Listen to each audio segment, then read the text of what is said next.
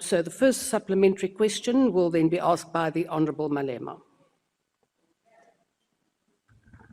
Thank you very much, Deputy Speaker. I can see those guys who are working on your eyes are doing a good job because there is some improvement. President, it is leadership to admit when you have made a mistake. You can't come here and say you never promised the people of Alexandra 1 million houses. You said so. You said you are going to build 1 million houses for the people of Alexandra. And knowing you being a legally trained person, like you said, you are not an illiterate who just speaks without knowing what he's speaking about. And being a president, before you take a stage, your back office would have given you the necessary information which is relevant to this place where you are. So it is important that today you admit that you made a mistake because those people are dying.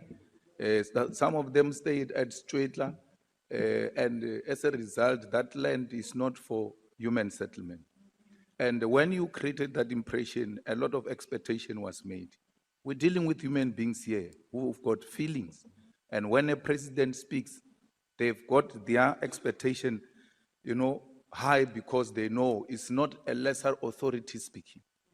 Our fighter was killed, Moshe Mphatlele, in Alexandra, fighting for people to occupy the containers, rightful people to occupy the containers. Because of that daily struggle of housing in Alex, now we've lost our honorary commissar during the battle for occupation of these containers.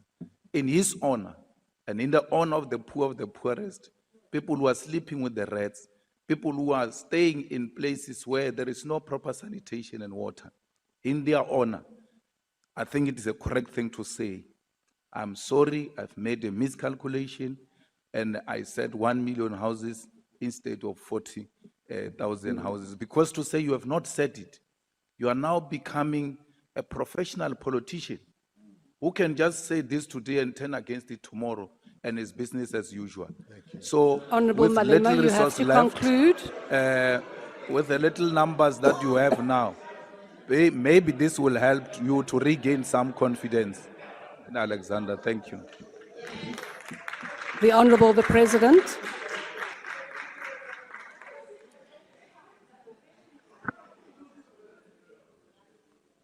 Mushavi, let me start by extending my condolences for the passing of Mphatlele. I had wanted to call you, but I then got distracted by a whole number of things.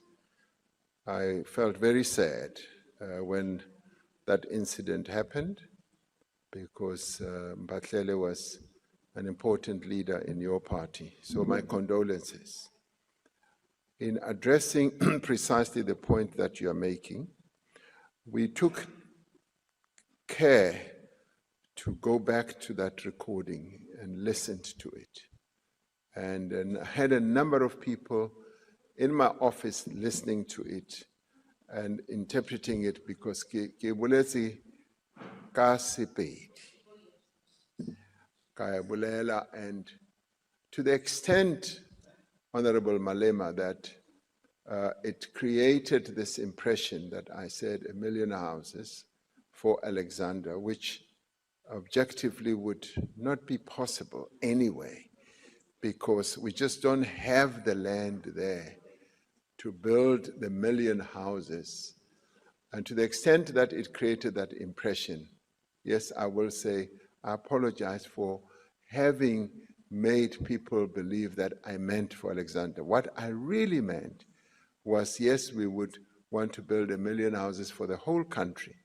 And as it turned out, of course, we never really reached even that target because of a whole number of issues. We succeeded in building, during the MTSF, we succeeded in building 240,000 houses, which is way below what we had wanted. And there are many reasons around the country why we have not been able to reach our targets. And these are things that we do need to correct, because in some cases there's been underspending. Money has been laid out, and the entities that are supposed to build those houses often do not do so, and the money is returned. And the issue of Alexandra is quite complex and has been so for years. And we've had a number of initiatives that were put in place, but I do believe that Honorable Malema, with some of the initiatives that I've spoken about, we will be able to make progress. The living conditions of our people in Alexandra are really, truly appalling. And I should say that it's not only Alexandra, it is in a number of informal settlements, which one sees as one goes around to visit our people.